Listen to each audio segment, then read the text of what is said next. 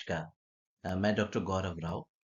हमारी कक्षागत अंतःक्रियाओं में अब हम जानने का प्रयास करेंगे कैसे अध्यापकों एवं विद्यार्थियों के मध्य सामाजिक संबंधों को बनाया जाता है, उसको बढ़ाया जाता है और किन बातों का ध्यान रखना पड़ेगा अध्यापकों को जिससे कि कक्षा में जो सामाजिक संबंध हैं अध्यापकों और विद्यार्थियों के मध्य वह सुदृढ़ हो सके। आइए शुरू करते हैं। अ, अगर आपको एक अच्छे अध्यापक के रूप में अपने आप को स्थापित करना है, तो आपको विद्यार्थियों के साथ में जो शैक्षणिक वातावरण है, उसको सुदृढ़ करना पड़ेगा। और उसको सुदृढ़ करने के लिए आपको जो अपनी अधिगम प्रक्रिया है, उनको विद्यार्थियों के साथ में अ, मिल करके आगे बढ़ाना है। अब ये जो मिलकर के आगे बढ़ाने वाला कार्य है, ये वे तभी हो सकता है जब आपका आपके विद्यार्थियों के साथ में एक अच्छा संबंध हो। क्योंकि यह जो अच्छे संबंध का होना है, वह विद्यार्थियों के मध्य शैक्षणिक, मनोवैज्ञानिक और कई प्रकार की दार्शनिक आधार हैं, जिसके कारण से बहुत महत्वपूर्ण हो जाता है। सबसे पहले शैक्षणिक रूप से अगर हम समझें कि क्यों और कैसे यह अध्यापक शिक्षक संबंध आवश्यक होता है, तो उसमें सबसे पहला कार्य जो अध्यापक विद्यालय में करता है वह है शिक्षण। अब शिक्षण अगर सफल बनाना है तो आपको विद्यार्थियों में अधिगम को प्राप्त करना है। अधिगम को प्राप्त करने के लिए यह जरूर आवश्यक है कि अध्यापक और विद्यार्थियों के मध्य एक धनात्मक संबंध हो। ठीक है। धनात्मक संबंध का मतलब होता है विद्यार्थी और अध्यापक मिल करके अधिगम वातावरण का निर्माण करें। दोनों ही लोग इस शिक्षक शिक्षण जो प्रक्रिया है उसमें मिलकर के आगे बढ़ें। विद्यार्थी अध्यापक को समझ सकें और अध्यापक विद्यार्थियों को। दोनों ही एक दूसरे को परस्पर आदर दें और सम्मान देते हुए अपने प्रश्नों और कौतूहल का उत्तर प्राप्त करते हुए अधिगम करते चलें। दूसरा जो बिंदु है वह है संवेगात्मक एवं सामाजिक विकास। विद्यालय में विद्यार्थी और अध्यापक के मध्य जो संवेगात्मक विकास है, जिससे कि आगे चल के सामाजिक विकास होता है, वह भी बहुत आवश्यक हो जाता है विद्यार्थी और अध्यापक के मध्य संबंधों के सुदृढ़ होने से, अच्छे होने से। अगर यह चीज नहीं होती है तो जो विद्यार्थी हैं उनका जो सामाजिकरण है वह विद्यालय रूपी समाज में नहीं हो पाता और अध्यापक के साथ में जो धनात्मक अंतःक्रिया है वह भी नहीं हो पाती। और धीरे धीरे करके आप देखते हैं कि वह विद्यार्थी जो ऐसा नहीं कर पाते हैं, वह धीमे धीमे सामाजिक कौशलों को नहीं सीख पाते। और वह विद्यार्थी जो सामाजिक कौशलों को नहीं सीख पाते, उनके अंदर स्वतः ही संवेगात्मक जो बुद्धि होती है वो धीरे धीरे क्षीण होती चली जाती है। इसका मतलब यह हमारा परम दायित्व है कि विद्यार्थियों के साथ में हम एक संबंध बना करके रखें, जिससे कि वह संवेगों के आधारों पर भी विभिन्न रूप से अपनी जो समायोजन है वह भी कर सके। अब क्योंकि विद्यार्थी विद्यालय में पढ़ने आया है और पढ़ने का जो मन होता है वह कई बार आपने ऐसा देखा होगा, वो आपके उन अध्यापकों से होता है जिनको आप बहुत चाहते हैं या पसंद करते हैं। कई बार ऐसा भी होता है आप कई विषयों में पसंद नहीं रखते, लेकिन आपको कोई ऐसा अध्यापक मिलता है जो आपको उस विषय के बारे में ऐसी बातें समझाता है और ऐसे समझाता है कि आप उस विषय के मुरीद हो जाते हैं और धीमे धीमे करके आपको उस विषय में रुचि उत्पन्न हो जाती है और धीरे-धीरे करके आप पाते हैं कि आप उस विषय में कहीं ज़्यादा बेहतर कर रहे हैं। यानी विद्यार्थियों का किसी एक विषय में बेहतर प्रदर्शन करना और उस विषय में विभिन्न प्रकार की बातों को समझ पाने में भी विद्यार्थी अध्यापक संबंध का बहुत बड़ा योगदान होता है। तो आप यह मत सोचें कई बार कि अरे कोई बात नहीं, हम पढ़ाते हैं, बच्चों को इससे क्या मतलब? क्योंकि आप जब पढ़ाते हैं तो उसमें आप बच्चों को कितना अपने पढ़ाने में स्थान दे रहे हैं, ये बहुत इम्पोर्टेंट होता है। कई बार हम हमारे स्टूडेंट्स को बहुत इम्पोर्टेंस देते हैं कक्षा में पढ़ाते वक़्त, तो बच्चे भी धीरे-धीरे करके कक्षा में इंटरेस्ट लेने लगते हैं और फिर आप देखेंगे कि वह अपने विषय में भी अच्छा करते हैं। जब आप उनको मौका देते हैं यह करने का, तो कई बार बच्चों में अगर किसी प्रकार का व्यवहारजन्य समस्या है, तो वह भी कक्षा में अध्यापक के साथ में अंतःक्रिया करने से धीरे-धीरे करके कम होती चली जाती है। और आप ये पाएँगे, आप क्योंकि अध्यापक हैं, तो आप ये चाहते हैं कि आपकी कक्षा में अनुशासन भी रहे। तो आप ये पाएँगे कि जैसे-जैसे बच्चा आपकी बातों को समझने लगा है और आपके साथ जुड़ाव महसूस करने लगा है, तो आपकी कक्षा में भी व्यवहार संबंधी किसी प्रकार की समस्याएँ नहीं होंगी और आप धीमे-धीमे कक्षा में उन सब चीज़ों को कम होता देख पाएँगे। तो प्रयास यह करना चाहिए कि आप बच्चों को विषय में रुचि लेने के लिए प्रेरित करें, उनकी समस्याओं को समझने का प्रयास करें और वह जिस प्रकार से उस विषय में प्रदर्शन कर रहे हैं, उसमें उनको और बेहतर करने के लिए प्रोत्साहित करें। जो दूसरा आयाम है जिसको हम बात करना चाहेंगे आज, वो है कि कैसे हम इन संबंधों को जो अध्यापक और विद्यार्थी के बीच हैं, उनको बेहतर कर सकते हैं। जो सबसे पहली बात आपको समझनी पड़ेगी, जो मैं पहले भी मेरे बातों में या व्याख्यानों में कह चुका हूँ, कि आपको ध्यान से बच्चों को सुनना पड़ेगा।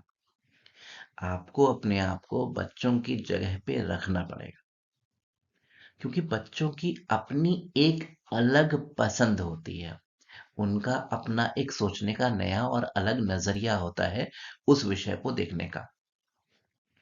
आपको समझना पड़ेगा कि हर एक वो विद्यार्थी जो आपकी कक्षा में आ रहा है, वो अलग-अलग शैक्षणिक पृष्ठभूमि से आता है। उनकी रुचियाँ अलग हैं, उनकी विभिन्न प्रकार की चुनौतियाँ हैं। उन चुनौतियों के आधार पर आपको ध्यान में रखते हुए अपनी कक्षा का संचालन करना है। वो सारी चीज़ें जो आप क्लास में फ़ील करते हैं कि बच्चे को प्रॉब्लम हो सकता है, तो आपको ये समझना पड़ेगा कि उसको कैसे कम करना है। अगर आप इस बात को समझें तो आप असल में क्या कर रहे हैं, आप विद्यार्थियों का सम्मान कर रहे हैं। आप वो विभिन्न शैक्षिक पृष्ठभूमि से, विभिन्न सांस्कृतिक पृष्ठभूमि से आए हुए बच्चों का सम्मान कर रहे हैं, जिससे कि वह कक्षा में आपको भी आदर देंगे और वह भी यह समझेंगे कि जो अध्यापक हैं, वह उनको अपना समझते हैं और वह उनकी समस्याओं को अपना समझते हैं। कई ऐसी सामाजिक समस्याएँ होती हैं, कई ऐसी शारीरिक समस्याएँ होती हैं, कई ऐसी मानसिक समस्याएँ होती हैं, जिससे कि बच्चों में व्यक्तिगत भिन्नताएँ उत्पन्न होती हैं। ये जो व्यक्तिगत भिन्नताएँ हैं, इनको कक्षा में आपको समझना पड़ेगा। आप जब भी कक्षा में पढ़ाएँ, आप कक्षा में बताएँ, तो आप इस बात का ध्यान दें कि अगर किसी बच्चे को आप समझाने या बताने जा रहे हैं, उसमें किसी प्रकार का ऐसी कोई बात तो नहीं है जो विशिष्ट है। अगर वशिष्ठ है, तो आपको उसके हिसाब से उसके साथ में व्यवहार करने की आवश्यकता है। जैसे ही आप ये करते हैं, तो आप उसको सम्मान देते हैं कक्षा में और साथ ही साथ आप उसको किसी प्रकार के ऐसे दंड से भी देने से अपने आप को रोकते हैं, जो शायद आपको नहीं देना चाहिए।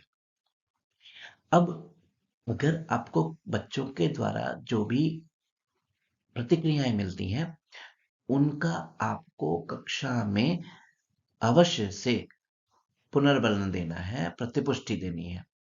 आप जब प्रतिपुष्टि देते हैं, तो उनको बच्चों को समझ में आता है कि उनको और क्या करना है और जब वो सही करते हैं, आप उनको पुनर्बलन देते हैं, तो उनको ये समझ में आता है कि हाँ, उन्होंने सही किया। Giving that Feedback and reinforcement is important for you because this leads to the students to understand that what they have done is right and what they have done that is wrong. इससे धीरे धीरे करके उनके अंदर कक्षा में जो confidence है वो भी आता है और विषय में किसी प्रकार की जो रुचि है जो जा रही होती है अगर, तो वो भी बढ़ने लगती है। कई बार ऐसा होता है कि आज हमसे अच्छा नहीं हो पाया, वैसे हम बहुत अच्छे अध्यापक थे या विद्यार्थी थे। तो आपको इस बात को बच्चों को समझते हुए उनको उत्तर देना है। उनको ऐसे नहीं डांटना है जिससे कि वह अपने आप को उस विषय से बिल्कुल अलग कर ले, शिक्षा से अलग कर ले। अगर वह किसी प्रकार से कक्षा में नहीं भी आना चाहता है, तो भी आपको यह प्रयास करना है कि वह सीखे, वह करे। क्यों? क्योंकि आपका यह जो धनात्मक पुनर्वर्ण है, वह विद्यार्थियों को प्रोत्साहित करेगा। प्रोत्साहित करेता करेगा उस दिशा में जिस दिशा में उनकी रुचि है उसमें अधिगम करने में। जैसे ही आप ये करते हैं तो बच्चा आगे बढ़ता जाता है। एक और भी कार्य को जो आपको करना है जिससे कि आपका और विद्यार्थी का संबंध सुदृढ़ हो और स्वस्थ हो, वो होता है आपको मुक्त संप्रेषण करना। कई बार ऐसा होता है कि हम कई बातों को बच्चों से नहीं कहते हैं या कई बातें ऐसी होती हैं जो बच्चे हिचकवश आपसे नहीं कहते हैं, लेकिन कहीं पर आपकी भी ये नैतिक जिम्मेदारी है कि आप इस बात को समझें कि वह कौन सी ऐसी बातें हैं जिनको वो आपसे कह नहीं पा रहा है, लेकिन अगर आप उससे संप्रेषण करेंगे तो वह आपसे अपनी बातें बताएगा और वह शायद उससे बेहतर अनुभव करे या फील करे। आपको धीरे-धीरे करके बच्चों के हिसाब से, बच्चों से वह संप्रेषण करना होगा, जिससे कि बच्चे अपने मन की बातों को भी आपको बताएँ। उसको कहाँ पे समस्या हो रही है, वह भी आपके साथ में साझा करें। जैसे ही वह स्थिति आ जाती है, जहाँ पे बच्चे अपने मन की बातों को, जहाँ पे उनको समस्या हो रही है, वो आपसे साझा करना शुरू करते हैं, वहीं अध्यापक और विद्यार्थी के मध्य एक अच्छा संबंध स्थापित हो जाता है। सपोज कीजिए आप यह नहीं कर पा रहे हैं, तो ऐसा और क्या आप कर सकते हैं जिससे कि आप विद्यार्थियों को अपने नजदीक लाएं? आप विद्यार्थियों को और आप स्वयं विद्यार्थियों के साथ ऐसी कुछ एक्स्ट्रा करिकुलर एक्टिविटीज में पार्टिसिपेट कर सकते हैं, पाठ्य सहगामी क्रियाओं के साथ में पार्टिसिपेट कर सकते हैं, जिससे कि बच्चा आपके साथ में उन क्रियाओं को करते हुए अपनी भावनाओं को साझा करे। कई बार आपने ऐसा देखा होगा, कक्षा में कोई बच्चा होगा जो बिल्कुल बोलता नहीं होगा, लेकिन जैसे ही वो खेल के मैदान में जाता है तो वो बहुत अच्छा करता है। वो बहुत तेज चिल्ला के बोलता है, वो अपनी टीम को लीड करता है। तब आपको ये समझ में आता है कि हो सकता है वो कक्षा में अच्छा ना करे, लेकिन उसके अंदर ऐसे बहुत सारे गुण हैं जो शायद उसको कक्षा से बाहर बहुत अच्छा विद्यार्थी बनाते हैं। इससे आपके और विद्यार्थी के बीच में अंतःक्रिया विकसित होगी। इस अंतःक्रिया के विकसित होने के साथ ही आप बच्चों को बढ़ाते हैं अपनी बातों को आपसे कहने के लिए, जो कक्षा के बाहर जाकर के आप उससे कहते हैं। तो वह विद्यार्थी जो कक्षा में भी आपसे खुलते नहीं हैं, आपसे उन विषयों पे बात नहीं करते हैं, जिस पे आप उनसे बात करना चाहते हैं, तो आप कक्षा से इतर या कक्षा के बाहर भी आप उनसे मिल सकते हैं और उनसे बात कर सकते हैं। और फिर भी वह ना आपसे बात करें, तो आप पसंद करें कि वह आपके साथ में कौन-सी ऐसी क्रियाओं में मिलना चाहता है, जुड़ना चाहता है, जिसको वो पसंद करता है। जो तीसरा हिस्सा है, वह यह है कि कैसे जो अध्यापक और विद्यार्थी का जो संबंध है, उसमें कौन-सी बातों को ध्यान में रखते हुए क्रियाओं को करने की आवश्यकता है। क्योंकि यह एक व्यावसायिक स्थिति है जहाँ पे विद्यार्थी और अध्यापक साथ में होते हैं। आप हमेशा ध्यान रखें कि जब भी आप विद्यालय में हो, विद्यालय के आसपास हो, जो आप व्यावसायिक अंतःक्रिया ही बच्चों के साथ में करें। हालाँकि मैंने आपसे ये बात बोली थी कि आप बच्चों से उन विषयों पर भी आपस में बात करने को या आपसे बात करने को बोले, जिस पे वह हिचकते हैं। लेकिन आप इस बात को नकारे नहीं कि आप जब उससे ऐसे विषयों पे बात करें, तो आप उन भाषा का प्रयोग करें जो मर्यादित हो। और मर्यादित भाषा के साथ में अपशब्दों का प्रयोग न करते हुए ढके शब्दों के साथ में उनको आप अपनी बातों को कहने को बताएं। और अगर कभी किसी प्रकार का ऐसा कोई संप्रेषण होता है जिसमें कुछ गर्म गर्माहट वाली बातें होती हैं, तो आपको उसको शांत ढंग से समझा करके बच्चों को उस पर काबू करना सिखाना है। ठीक है? अब सपोज कीजिए आपके साथ में किसी बच्चे का या कोई बच्चा आपसे कोई ऐसी बातें बताता है जो कि आपको ऐसा लगता है, या वो बच्चा आपसे ये कहते वक्त कहता है कि सर ये आप बात किसी को बताइएगा मत, तो आप उसको अपने तक ही रखें। क्योंकि विद्यार्थी ऐसे अध्यापकों को पसंद नहीं करते जो ऐसी बातें जिनको उन्होंने अपना समझते हुए बताया था, उनको उन्होंने फैला दी। आपको ये प्रयास करना पड़ेगा कि आप उसको कॉन्फिडेंशियल रखते हुए कैसे उस पर किसी प्रकार की कार्य योजना विकसित कर सकते हैं, जिससे कि धीमे धीमे आप उस कॉन्फिडेंशियल बात को धीरे धीरे बच्चों के साझा करने के उपरांत कम करा सके। जैसे कई बार ऐसा पता चलता है कि बच्चे ऐसी किसी आदत में पड़ जाते हैं जो उनके लिए सही नहीं है, लेकिन वह उससे निकलना भी चाहते हैं, लेकिन वह अपने घर में उस बात को बता भी नहीं पाते। तो आपको उस चीज को ध्यान में रखते हुए उससे अलग में मिल कर के बातें करने की आवश्यकता है, जहाँ पे वह कारणों को आपके साथ में डिस्कस कर सकता है, जिसके कारण से वह ऐसा कर रहा है। एक और भी बात सामने आती है और जो हम लोग कई बार देखते भी हैं कि हम अध्यापकों के कुछ फेवरेट स्टूडेंट्स होते हैं हर क्लास में, और वो जाने अनजाने हम सबके बन जाते हैं, और वो हमें हर जगह और हर समय याद भी रहते हैं। हम कई बार विद्यार्थियों के बैचेस को हमारे कुछ बच्चों के पहचानने से याद कर पाते हैं। आप जानिए ज़रूर उन बच्चों को, लेकिन कक्षा में अगर किसी प्रकार का आपको कार्य विभाजन करना है, कोई विषय परियोजना का रूपांतरण करना है, तो उसमें किसी प्रकार का बच्चों के मध्य फेवरेटिज्म नहीं होना चाहिए। आपके अंदर उन बच्चों के प्रति जिनको आप ज़्यादा देखते, समझते और जानते हैं, उनको ज़्यादा उन बच्चों की बनस्पत नहीं मौका देना है, जो कक्षा में कम बोलते हैं, कम आते हैं या आपसे कम मिलते हैं। क्योंकि होता क्या है कि कई बार ऐसा होता है जाने-अनजाने में आप कुछ बच्चों के साथ में सकारात्मक ज़्यादा हो जाते हैं, तो और बच्चे जो उस कक्षा में होते हैं, वो उस चीज़ को पसंद नहीं करते, और धीमे-धीमे करके कक्षा या तो अलग-अलग अध्यापकों में बँट जाती है, या विद्यार्थी कुछ अध्यापकों से दूरी बना लेते हैं। क्यों? क्योंकि वो अध्यापक कुछ बच्चों के समूहों को अपना बच्चों का समूह बना लेते हैं, और फिर धीरे-धीरे करके समय के उपरांत में ऐसा पाया जाता है कि उस कक्षा में अध्यापक और उस विद्यार्थियों के मध्य एक सहयोगी संबंध नहीं विकसित हो पाता, जिससे कि समस्या होती है। अ, अगर हम हमारे आज की बात को सारांश के रूप में समझना चाहें, तो हमें यह समझना पड़ेगा कि अगर कक्षा में अध्यापक और विद्यार्थियों के संबंध सुदृढ़ हो जाते हैं, तो कक्षा में शैक्षणिक वातावरण को बनने से कोई भी रोक नहीं सकता। आपको इसको अ, व्यवस्थित करना है कक्षा में बच्चों के दुख दर्द को समझते हुए, उनको साथ आदर सम्मान करते हुए, और उनके साथ में प्रभावी संप्रेषण करते हुए। लेकिन इस चीज को करने के दौरान आपको इस बात का ध्यान देना है कि आप एक व्यावसायिक मर्यादाओं में भी बंधे हैं।